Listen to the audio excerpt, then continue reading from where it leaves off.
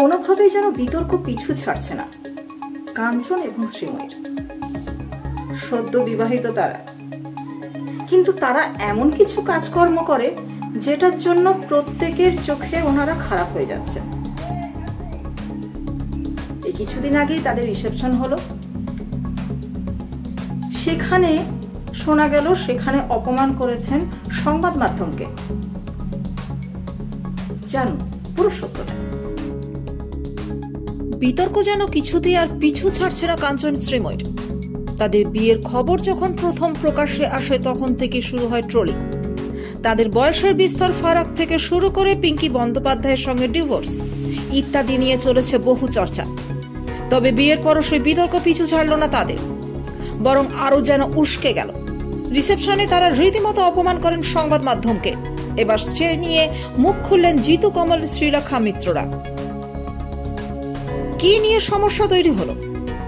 2 March বিয়ের পর 6 March ছিল কাঞ্চন এবং শ্রীময়ী রিসেপশন। দক্ষিণ কলকাতার একটি অভিজাত ক্লাবে বসেছিল তাদের রিসেপশন। সেখানে একাধিক তারকারা অতিথি হিসেবে উপস্থিত থাকতে দেখা যায়। এসেছিলেন শ্রাবন্তী চট্টোপাধ্যায়, মিমি চক্রবর্তী প্রমুখ। কিন্তু এদিন বিয়ে বাড়ির নানা জায়গায় একটি পোস্টার দেখা যায়। সেখানে লেখা হয় প্রেস এবং ড্রাইভার এবং ব্যক্তিগত দেহরক্ষীদের প্রবেশ নিষেধ। এটা দেখে বেজায় চটেছেন অনেকেই। এদিন শ্রীলেখা মিত্র কাঞ্চন এবং শ্রীময়ী রিসেপশনে পোস্টার শেয়ার করে লেখেন, আমায় যে গুটি কয়েক মানুষ ইন্ডাস্ট্রিতে পছন্দ করেন তারা বহুবার আমায় আমার ভালোর জন্য বলেছেন যে কোনো বিতর্কে না জড়াতে। চেষ্টা করেছি এড়িয়ে যাওয়ার, কিন্তু পারি না সব সময়। এদের বিয়ে নিয়ে বলার কিচ্ছু নেই, কিন্তু আনুষঙ্গিক বিষয় নিয়ে আছে।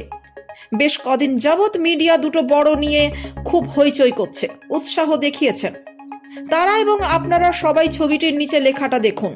শুনেছি ব্রিটিশ আমলে বড় বড় ক্লাবে এভাবেই লেখা থাকতো ভারতীয় এবং কুকুরের প্রবেশ নিষেধ। বাকি আপনাদের মতামত। একটাই কথা বলতে চাই, ক্লাস ম্যাটার করে। জিতু কমল সেই ভারতীয় এবং কুকুরদের প্রবেশ নিষেধ এর ছবিটি শেয়ার করে প্রতিবাদ জানান। আরো অনেকেই তাদের নিজেদের মন্তব্য জানিয়েছেন। বাদ যাননি অভিনেতা সুজয় প্রসাদ চট্টোপাধ্যায়। ফলে গোটা বিষয়টা নেই যে সকলেই বেশ অসন্তুষ্ট সেটা বলার অপেক্ষা রাখে না।